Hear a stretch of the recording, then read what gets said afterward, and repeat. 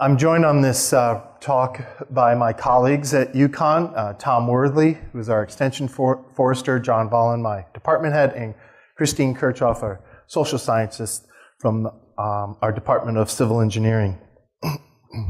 So we were hearing about climate change. We were hearing about how, and specifically I saw that storms are going to increase in intensity. This means particularly hurricanes. So those of us on the East Coast in the hurricane areas can expect an increase in these type of disturbances. When we have 5,000 miles of roads with no right-of-ways, and this is a good example, we have to do something to get prepared for this, or else we're going to lose power. We already lose power all the time whenever the wind blows. So when big storms come, though, we lose power for weeks on end. So in particular, two big events hit the state in 2011 and caused massive power outages, by far the biggest in the state. Whoops. And this was the scene all over the place in not just Connecticut, but several surrounding states as well, from Irene. And then about 2 months after Irene, we got hit with this snowstorm, really heavy wet snow that came before the oak trees dropped their leaves and really tore down a lot of oak branches and caused even more power outages than that hurricane or tropical storm. It actually wasn't a hurricane, actually, when it hit Connecticut. These were both tropical storms, Irene and Sandy.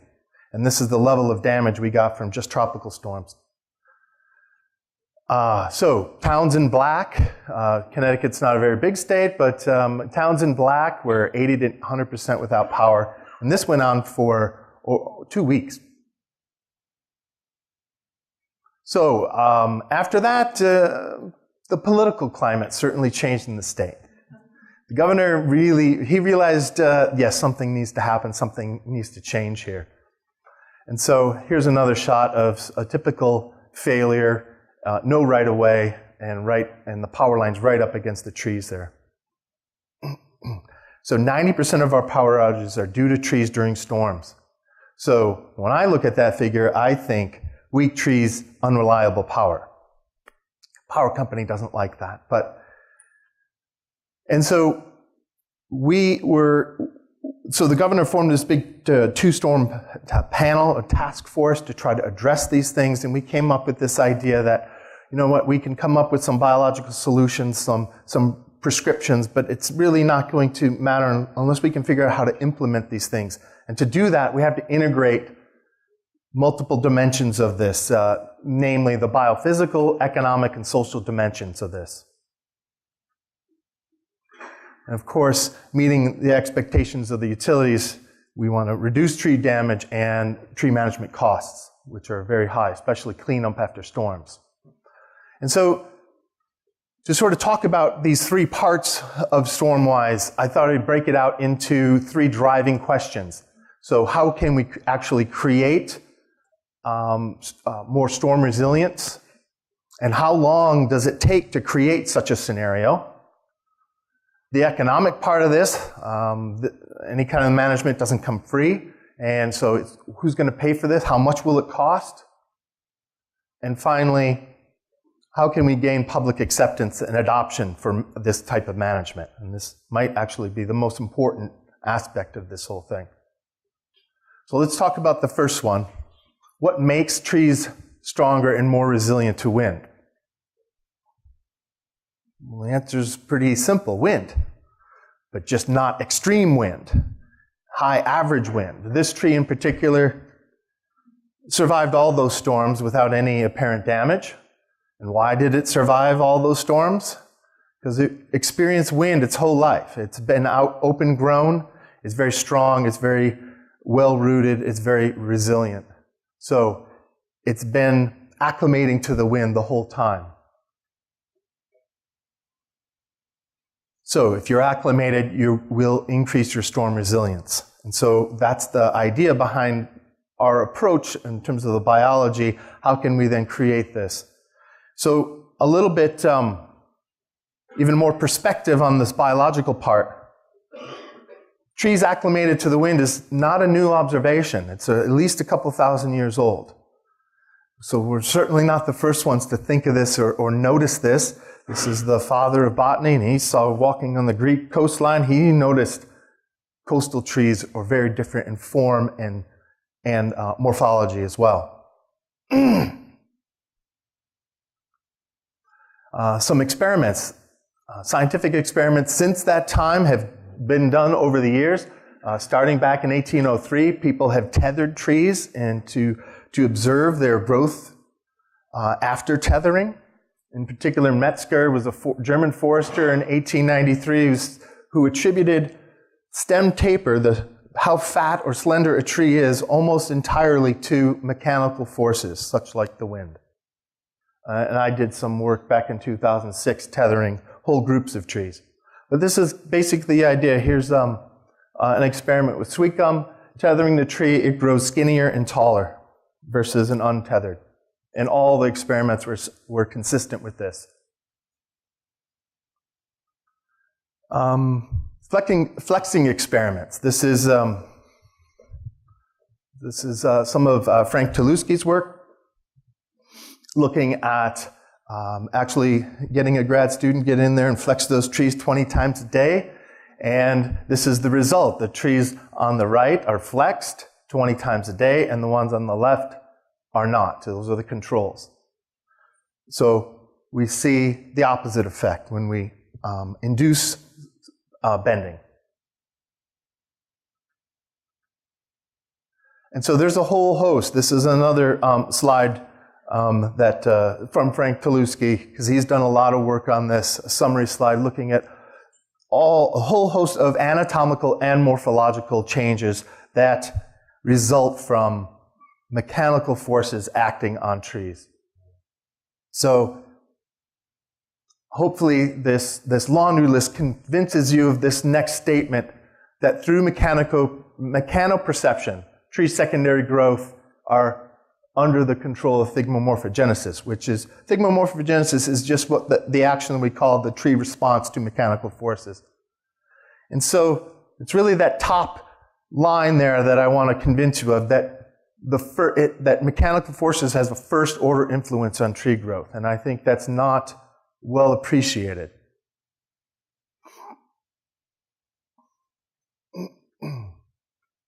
So now if we take that and think about trees growing in the open versus trees growing in a sheltered forest or a crowded forest stand, then we can start to maybe say, well, mechanical forces also have a big role. It's not just light controlling why these trees are shaped the way they are with the same species grown out in the open. And so these trees inside depend on each other for stability. They shelter each other and they collide into each other, dampening that bending. So they don't bend very much. And so if you don't bend very much, you're not perceiving any mechanical forces. You just go tall instead of strong and out.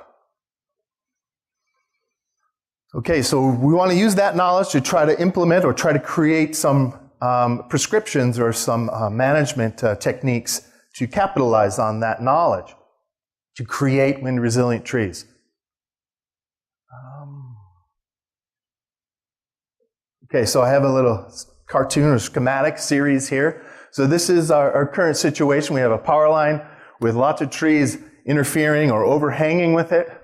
And so we will prune that back.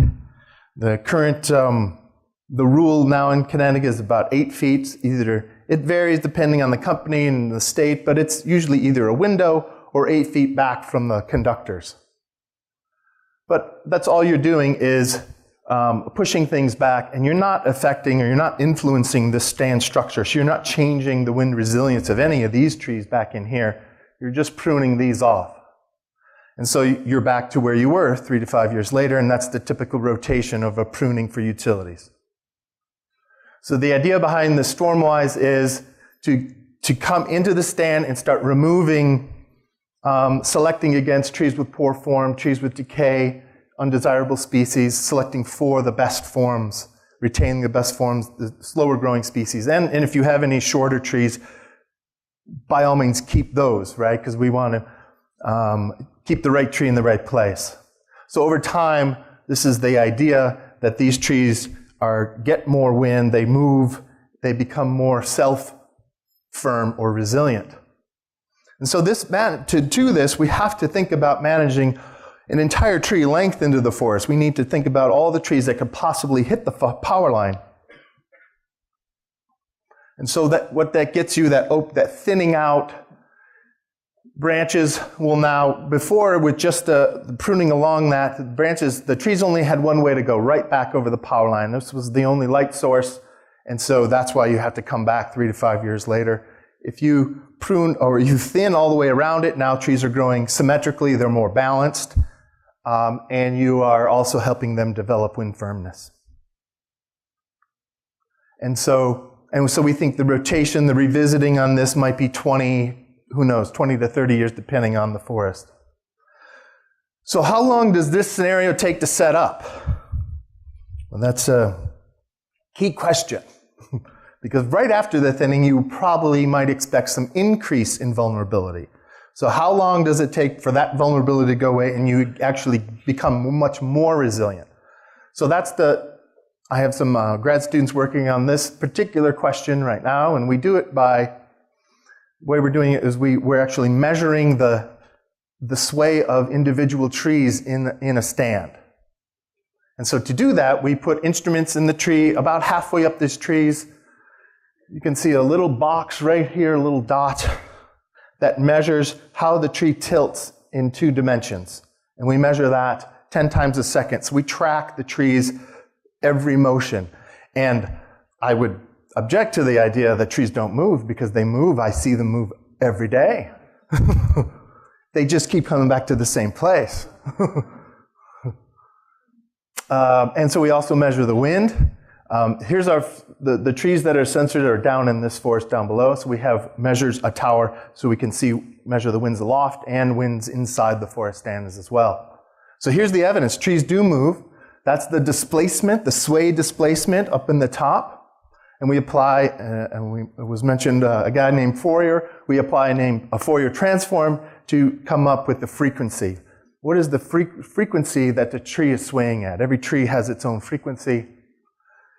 And so we want to know these things so we can track their dynamics. And we think their dynamics, we expect their dynamics to change as their resilience changes. And talk a little bit more about that. So another thing we're doing is tracking. So here's all the data points from, I think, about an hour of data. So it's just hundreds of thousands of points for every tree, and so we can't really see what's going on there. So we just do a density map of those points. So it's pretty simple, and so we can then see where the tree spends all its time. And that shape gives us a lot more information than just the frequency. So we kind of, I think both of those things help us understand these dynamics of trees and how those dynamics change over time. So here's the 13 trees that we have censored, we have some control trees not in here, but you can see every tree has its own shape. This is our utility corridor here, and this is an open field on this side where winds are coming in through the forest. So we measured these trees for about a year to really get a good understanding of their patterns and their frequencies, and then we went in and we thinned out this forest according to this Stormwise prescription or treatment. So that started in 2012, and thinning took place in 2013. You can see it's a fairly heavy thinning. And here's, we also did stem maps. So we had the positions of every trees surveyed in. So this is in some approximate crown sizes. So you can kind of get an idea of this is before and after the thinning. So we removed quite a bit of the canopy, but you can see where the trees way at the top, those are our controls. And there was no thinning done back in there, so we can keep track. So our hypotheses are that trees, as they increase storm resilience, their sway frequencies will increase because they will be fatter and stronger. So their vibrations should actually go faster. And these sway contours should at first become larger after the thinning because there's more wind, but then they should shrink back down. So these And we'll see how these shapes change as well. Okay, so the next part is the economics. What does this cost? How do we pay for this? And so thinking about this, we really needed to merge some ideas from forestry and arboriculture, so silviculture and arboriculture, because we're thinking about individuals, but also with the stand as a whole. And so here we have a demonstration site, 1 acre. The censored trees are in there as well, but this site also doubles as a sort of an operational scale treatment as well. So the treatment goes way down the hill. But for this analysis, we just sectioned off 1 acre, 100 feet deep to give you, to try to get a sense of what are the costs and profits from this. So we came in, the trees that weren't in danger of hitting the power lines were actually felled by our students after lots and lots of training. And any trees in danger of hitting the power lines, we had to come in and contract a bucket truck and get these guys to do it. And so here's a photo of some of the logs. And all of the logs were pulled out with really what we call micro-scale logging, really lightweight. It was really all done with this John Deere and an arch. So low overhead on this equipment. And we also processed some of these boards right on site to try to add value with our portable bandsaw mill. And we also have a solar kiln on campus as well, where we dry these boards and can then sell them.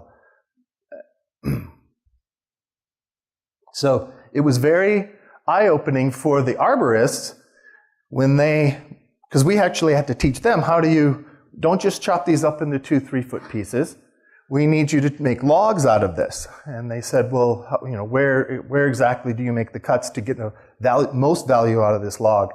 So there was some training there too, but when the log buyer came, some of the logs were just sold whole. When the log buyer came and they saw the tally sheet, what these logs were actually worth, they re-asked the question, okay, where exactly do you want me to make these cuts?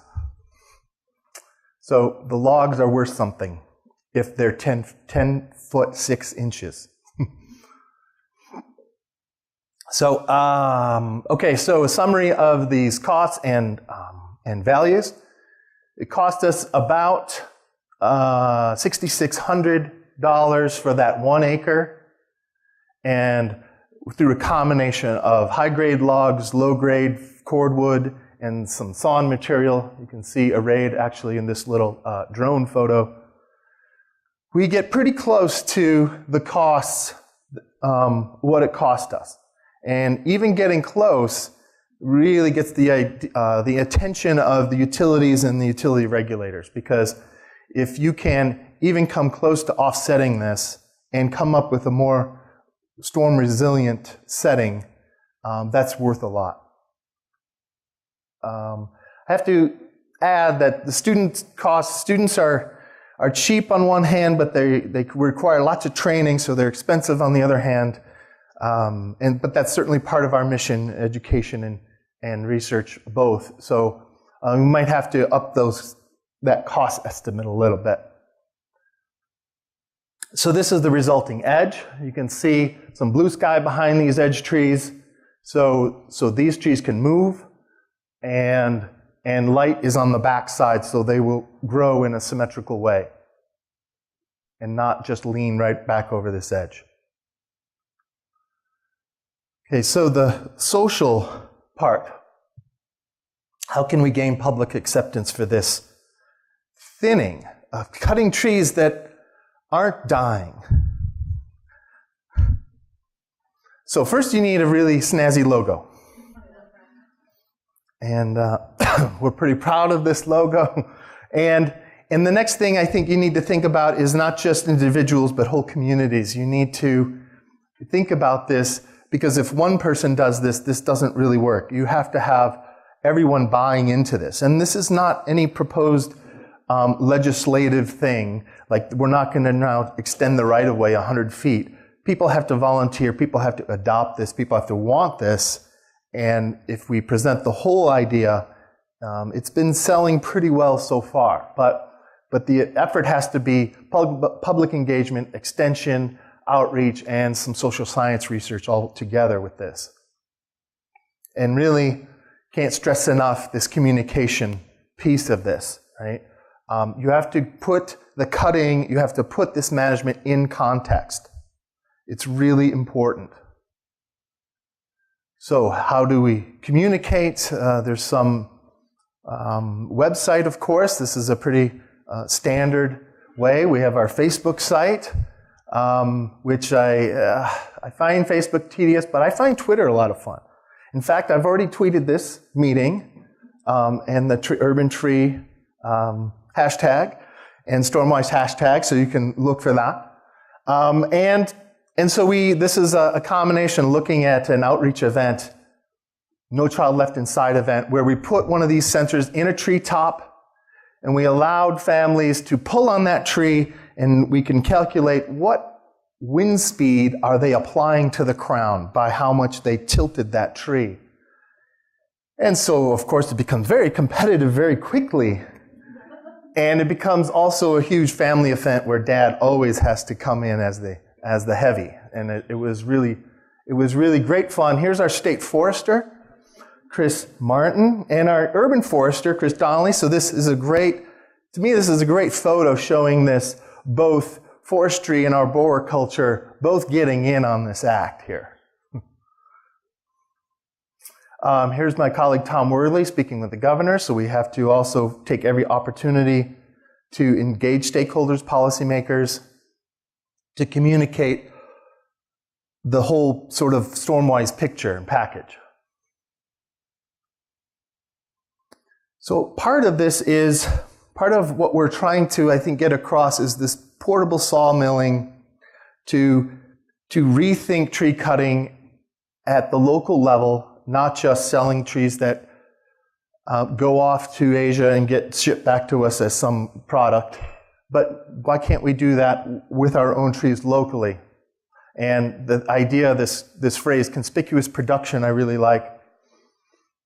And doing this in front of folks, showing them what can be done with urban wood, what can be done with, and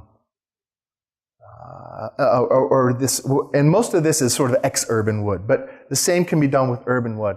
And so I found this fellow working in around the Chicago area who was already doing this, Nelson Woodworks, maker of fine sawdust. I thought it was very clever.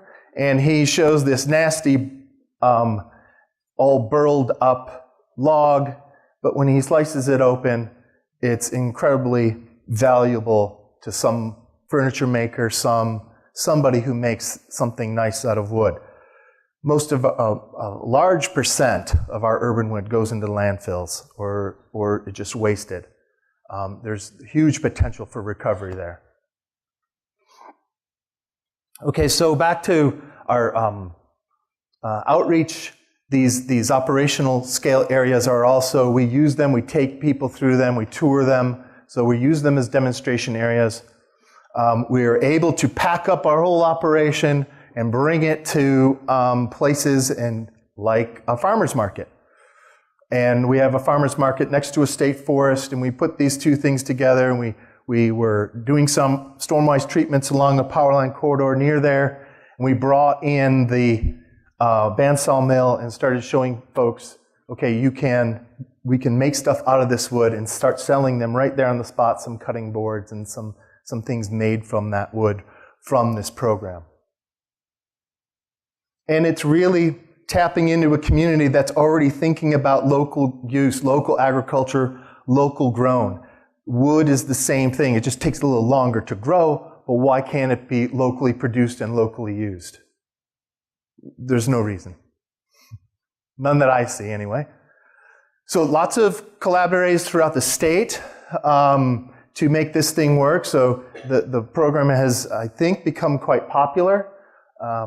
And so it takes lots of collaboration and lots of folks working together to make this go. But there's no, I don't want to ignore this fact that people have still a very strong connection to trees, and if you don't communicate well, this is not going to go anywhere. And this is a scene from some town meetings when the utilities changed some of their policies about tree trimming. There's huge opposition. People want to be heard. People want to say something. And they want to know what's happening and why. So this is maybe not the best venue to start talking about Stormwise, but in my mind, you want to avoid these things. You want to make it so people don't show up and are angry. You want to make it so there are no town meetings in opposition, basically. But still, so we still want to know what is the accurate perception, feeling, knowledge level out there. And so we need to do more surveys. We're conducting these, we're printing these right now, social science surveys, to get understanding specific, sort of scientifically defensible knowledge about attitudes, beliefs, and what is their knowledge about trees, power lines, what was their experience with power outages, and these relationships between these things. Because we do think there's relationships between your experience, did you have a power outage or not, and are you willing to cut this tree or not, or do you want this tree cut or not? There's very strong. Right now we have utilities are looking at only a 5% refusal rate when they go through and they want to do some heavy removals. So it's amazing. 95% of the people are saying yes. In some towns. The wealthier the town, the higher the refusal rate, generally, what we've seen. And in some towns, and especially urban areas like New Haven, where if you prune back or you take the 8-foot right away and you enforce that, you're going to take out half the trees in the city like that.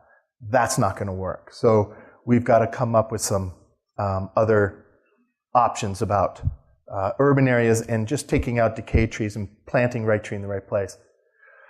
So a little more about the survey. We have to use those responses. We will use them to keep informing management objectives. So certainly Stormwise is certainly not and never intended to be one size fits all. It's always going to be based off of what you have and what you're working with and what's the best prescription for that piece of property. And keep enhancing outgoing outreach efforts, and also give us a baseline of what's the awareness level out there on the program. Oops. Yes. So also we're looking to move this regionally. This was unfortunately NUCFAC was mentioned. Was a proposal, a regional proposal that we did not get funding, but we were not successful with it. But I kept it up there because it shows a really strong regional interest in this, in Stormwise, and I think this is also the bones of some folks who are still interested in bringing that to their states. And already I think we're getting Brian Kane and Jason Grabowski already pretty much on board with this. They just need to find some more time to work on it. So time is always an issue. So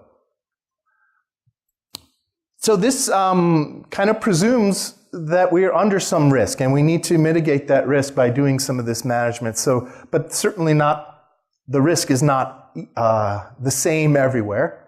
And so we need to also work on trying to quantify our level of risk across the state. And to do that, we really need to rely on remote sensing.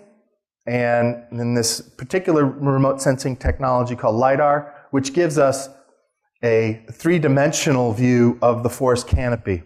And we have LiDAR coverage for most of the state in Connecticut. It's becoming very popular now, and many states have bought this kind of coverage. And so what is it? It's basically scans. You're getting one of these points in 3 dimensions every 1.5 points per meter squared. So, and that's a fine enough resolution where you can actually see, well, here, I'll just show you. You can actually see the forest canopy here. You can see the pruning that was done, and you can actually see the pole and the crossarm. So with this data, we can actually see the whole state, and then we can start saying, okay, how close is this tree? How close are the branches? How close are the trees? And start coming up with some risk estimates. And so we combine that with a GIS, start making layers, and looking at What is the hazard? So what's the potential the tree will fall? Or try to come up with some of these numbers. And you can't really work with deciduous trees. It's incredibly difficult or not impossible to delineate individual crowns. And so you've got to, so what we did was we came up with pixels, or we had to grid this up basically to start coming up with relative risk. And so here's a map of that was generated. This is a odd looking shape because it's just the eastern half of Connecticut. And it shows, this is the first draft or first application of that, looking at where risk is higher than other places. And so, but that is, this is ongoing. We're looking to refine this a lot more by looking at, well, how dense the trees are along here. So we think this is a high density. So that means, going back to our original thinking, if it's really high density, then those are more likely to be skinny trees, perhaps, and maybe more crowded and more prone to failure. And so perhaps that's a higher risk than these low density trees, which are already open grown and probably more wind firm. So we can start adjusting those things, and we can also start putting in topography, looking at wind sheltering, and what are, depending on which way the storm is coming, what areas are more exposed or less, and of course soils layers, looking at wetland soils, which will also affect how well rooted the tree is, how deep the roots can possibly go. And finally, okay, stop, I'm over already. I have just 2 more slides, and that is our effort in the School of Engineering to look at this real-time model, when an actual storm is barreling up the coast, the hurricane. The utility wants a real-time estimate of, okay, how big is this thing? How bad is it going to hit us? And they've come up with a way, and it's really an empirically based model looking at past outages and to model and downscale the weather, to give the utility, yeah, you're going to need about 500 more crews. You better start calling Colorado and whoever to bring them in. Okay, so that is crucial information for the utilities, and they want to know some uncertainty, and they want to know some risk analysis there, right? Because that's a big, obviously a huge cost for them. So big storms, easier to predict. Small storms, even medium storms, really very difficult and really poor prediction on those. And this is mostly because it's empirical and not mechanistic. And so we're working with them. Since we know things about trees that they don't, we're talking about how we can make this thing more mechanistic and more accurate.